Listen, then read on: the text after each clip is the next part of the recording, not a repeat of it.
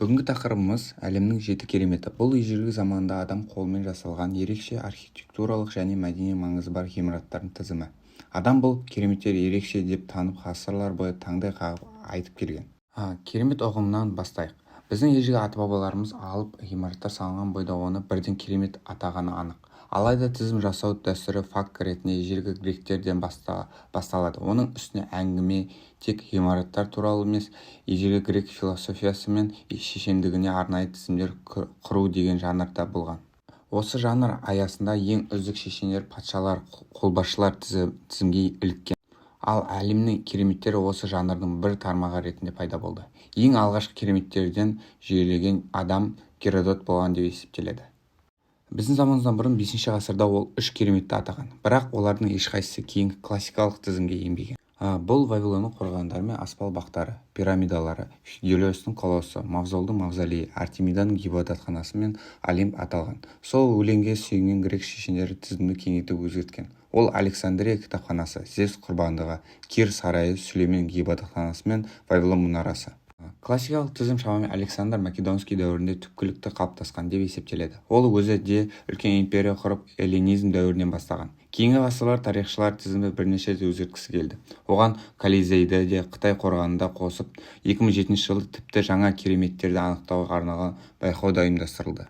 Бірақ өздеріңіз білетіндей, эллинизм дәуірінде түпнұсқа жеткілікті танымалдылығы жағынан ешқашан асып түспес. Сондықтан біз дәл соларды талдайтын боламыз. Бастаймыз Александр маягынан. Көпшіліктің ойлайтындай бұл құрылысты Македонский өзі салған жоқ. Маяк эллинизм дәуірінде Птолемей екінші патшалығының кезінде, шамамен біздің заманымыздан бұрын 279 жылы аяқталған. Бұл практикалық мақсатқа арналған жалғыз керемет. Өздеріңіз болжағандай Александр маягы кеме бағдарлауға арналған болатын. Оны Александр Македонский салған сауда орталығының бір бөлігі ретінде қарастыруға болады. Маяк өз заманы ең биік құрылыс нысаны атанып, 120-150 метр биіктігімен ерекшеленеді. Ал ұшар басында үлкен от 50 шақырымға дейін көрінетін. Александр маягының маңызы орасан зор болды. Тіпті кейбір ғалымдар дәл осы маяк арқылы жердің радиусы алғаш рет есептелді деп санайды. Сонымен қатар маяк бекінісі қызметінде атқарған. Мәселен, Юлий Цезарь өз жазбаларында Птолемей 8-ші әскерін жеңуге дәл осы маяк пен Форосты басып алу арқылы қол жеткізген айтады. Александрия маягы 1000 жылдан астам уақыт бойы өмір сүріп, ең төзімді 3 кереметтің қатарына кірді. Қазіргі күнге дейін жетуі де мүмкін еді. Бірақ араб әлемінің келуімен Александрия мен Форос құлдырай бастады. Бірнеше ірі жер сілкінісінен аман қалған маякка күтім тоқтатылды. Тек 956 жылғы зілзаладан кейін құлаған грек мүсінінің орнына исламдық күмбез орнатылған. 1303 жылғы жер сілкінісі маякты тағы да қатты бүлдірді. Ал 1480 жылы Мысыр сұлтаны Қайтбей маяктың қалдықтарын алып, олардан бекініс тұрғызды. Қазір Александрияның су астындағы қирандыларын музейге айналдыру жоспарлануда. Себебі су түбінен көп бөлшектер табылған. Сондықтан маяктың болғанына еш күмән жоқ. Родос колоссы да шынайы болған. Бірақ бұл тізімдегі ең даулы кереметтердің бірі. Ол да Александр Македонскийдің мұрагерлігімен байланысты. Оның ұрпағы Димитрий Родосқа шабуыл жасап, 1 жыл бойы қоршап тұрған. Бірақ қала қарсы тұрды. Сондықтан шамамен біздің заманымызға дейінгі 290 жылы тұрғындар жеңісті тойлау үшін ескерткіш тұрғызуға шешім қабылдады. Родос мүсін өнері мектебі өте әйгілі болатын, ал кейін оқиғаларды өзіңізді білесіз. 30 метрден асатын алып мүсін 12 жылда тұрғызылды, бірақ ол негізінен саздан жасалған еді. Тірегі темірден болғанымен, тұрақтылық үшін мүсінді қола тақталармен қаптаған. Колосс жарқырап тұрғанымен 50 жылдан кейін зілзала оған төтеп бере алмады. Сонысына қарамастан, құлаған мүсін 1000 жылға жуық жерде жатты. Тек 653 жылғы арабтар Родосты басып алып, оны бөлшектеп сатып жіберген болатын. Келесі керемет Мавзолдың мавзолейі. Шын мәнінде мавзолей деген сөз осы Мавзолдың атымен аталып кеткен. Себебі оның жерленуіне арналған ғимарат ерекше әсер қалдырған. Парсы билеушісі үшін грек мүсіншілері салған ғажайып нысанның биіктігі 45 метрге жеткен. Алайда Мавзол құрылыс басталардан 2 жыл бұрын көз жұмған болатын. Бұл істі бастаған оның сүйікті жары, бірақ ол да құрылыстың соңына жете алмады. Соңында қос сүйіктінің күлі аяқталмаған мавзолейге қойылды. Бірақ сол кездегі шеберлер оны жай билеушінің құрылысы емес, архитектуралық керемет деп біліп, жұмысты аяқтады. Мавзолей 1000 жылдан астам өмір сүріп, тек 15 ғасырдағы жер сілкіністерінің әсерінен жойылды. Бұл жолы оның қалдықтарын госпитальерлер орденінің крестшілері алып, Сент-Питер бекінісін тұрғызды. Кейін оны османдар тартып алып, Батурум деп атады. Бұл бекініс сол қалада бүгінге дейін сақталған, ішінде жылтырлаған мәрмәрден жасалған мавзолейдің бөліктерін де көруге болады. Келесі кереметіміз Артемида ғибадатханасы. Бұл тізімдегі ең көне ғибадатханалардың бірі болып саналады. Артемида ғибадатханасы Лидия мемлекетінің астанасы Эфесте орналасқан. Бастапқыда біздің заманымызға дейінгі 7 ғасырда салынған. Алайда ол ғимарат бір сәтте жойылды. Ең қызығы, оны ешкім шабуылдамаған.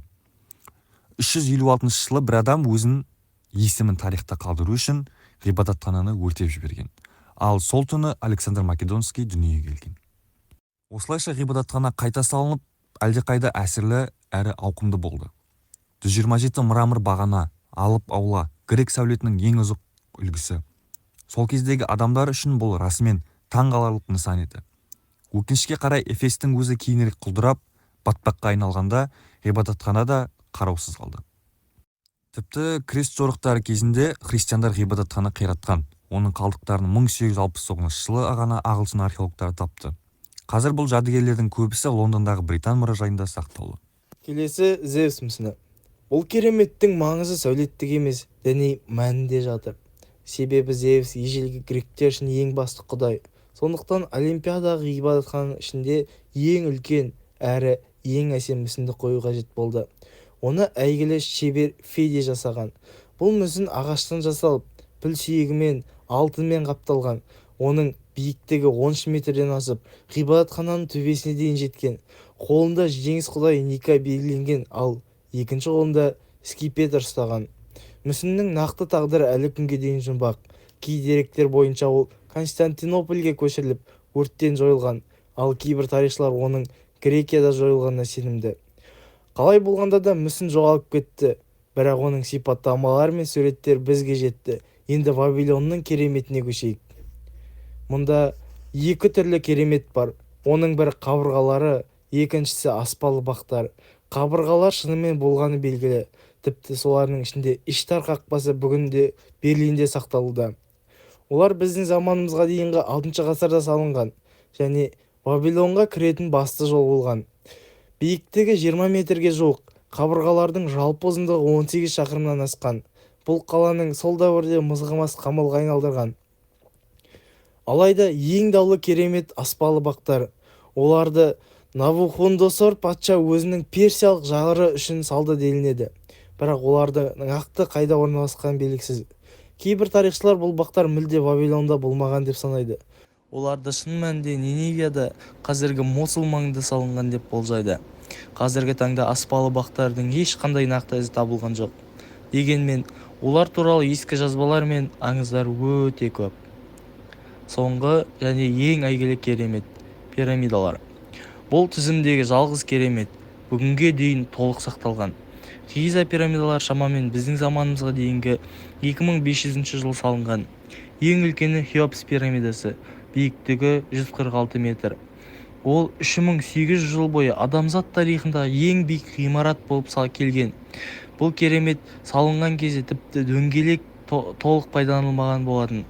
Оның дәлдігі, ішкі құрылымы, математикалық есептері ғылымдарды әлі таңғалдырып келеді. Сондықтан болар ежелгі 7 кереметтен бүгінгі күнге дейін жалғыз аман қалғаны осы. Бұл ғимараттар тек архитектуралық емес, рухани, саяси, тіпті ғылыми символдарға айналды.